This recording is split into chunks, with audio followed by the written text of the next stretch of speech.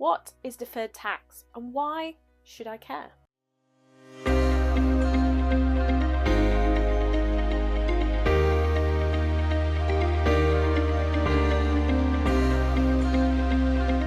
Hi, I'm Kimberly Shapcott, qualified chartered accountant, property investor and entrepreneur.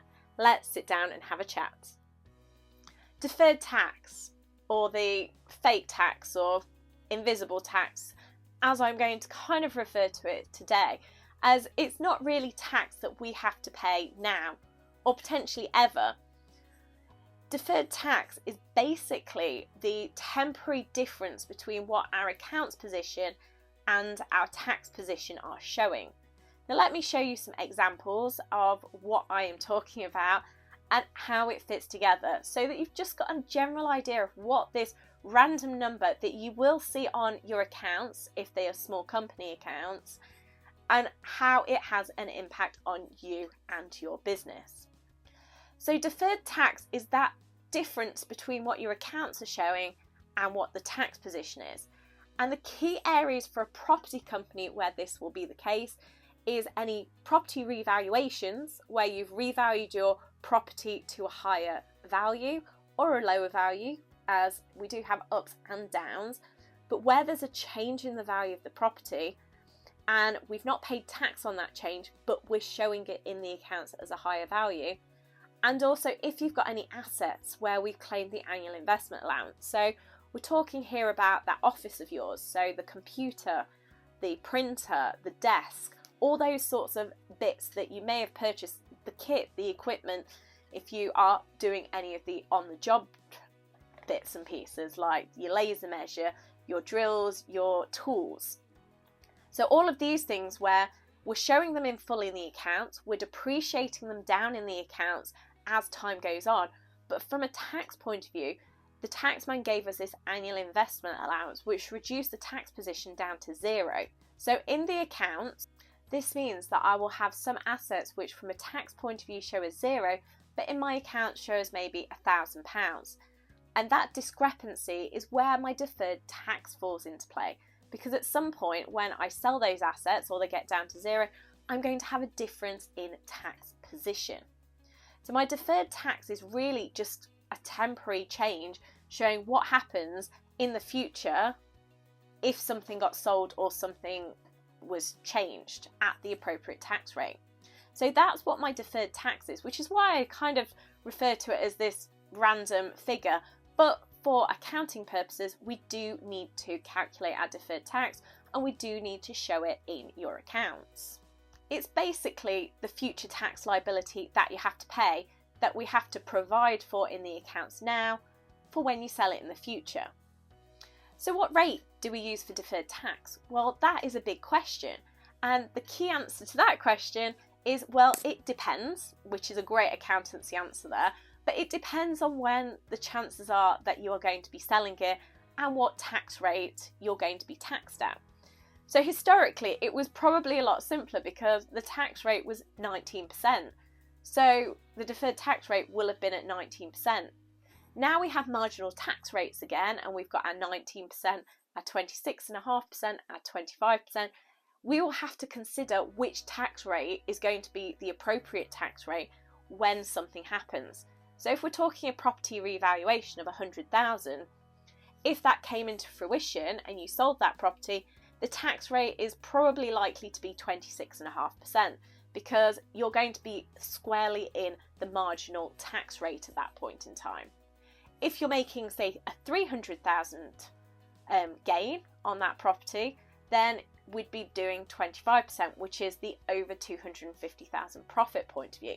So there's a few different bits we may need to consider on what is the appropriate tax rate for our deferred tax.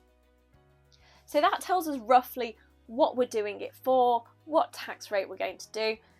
And on our short video today, let me finish off with explaining where it's going to impact you on your accounts and why you just need to be aware of it, because it may be quite important, especially if you've got 100,000 increase in value and your deferred tax is suddenly going to be calculated as 26,500. That's quite a noticeable figure on your accounts. So the deferred tax figure is going to end up in two places, because in double entry bookkeeping we have two transactions, a debit and a credit. Now the expense side of things is going to hit that profit and loss account. So when you have your income, your expenses, your net profit, and then your tax figure, in that tax figure there, you are going to now have, as well as your corporation tax figure, if there is any to pay, you're also going to have deferred tax, which will then reduce your net profit at the very bottom, profit after tax, which is a very important number to us all, because that number is the number that is going to be available to us for dividends. So it's something to be aware of, because obviously if you're wanting to take money out of your company, this may impact what money you can take out of your company. Now the other side of the transaction is on your balance sheet, and you may notice on your balance sheet something called provisions for liabilities. Now in your provisions for liabilities, this is where you will be seeing your deferred tax figure come in. Deferred tax is going to sit in there because it's a provision for the future tax that you may have to pay at some point when you eventually sell that property, when you eventually sell those assets or scrap those assets, and that deferred tax disappears. Deferred tax has been around for decades, and I know even today that accountants still have arguments on whether it's beneficial, whether it's nonsense, or what it's all about. However, whatever our opinion on deferred tax, it is required by accounting standards. So you'll find all accountants who are preparing your accounts will have to do the deferred tax calculations and include as appropriate in your company accounts. The final point I will make is if you are having micro company accounts under FRS 105, which are the basically balance sheet only accounts, there will be no deferred tax. The accounting regulations do not allow you to have deferred tax in those accounts, so therefore there will definitely be no deferred tax included in a micro company set of accounts. So it's just something to be aware of. If you have anything apart from a micro company set of accounts, you should have your deferred tax calculation completed, and this will be sorted as part of the company accounts process. Hopefully today you've got an idea of what deferred tax is and what the implications are for your company accounts. If you've got any questions, then please do leave a comment.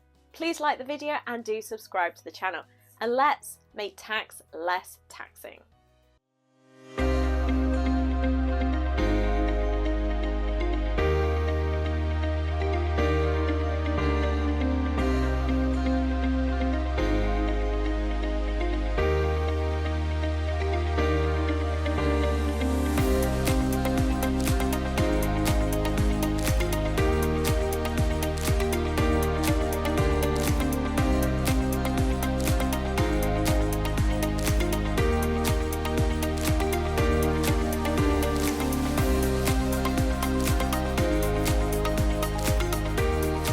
Let's make tax less taxing.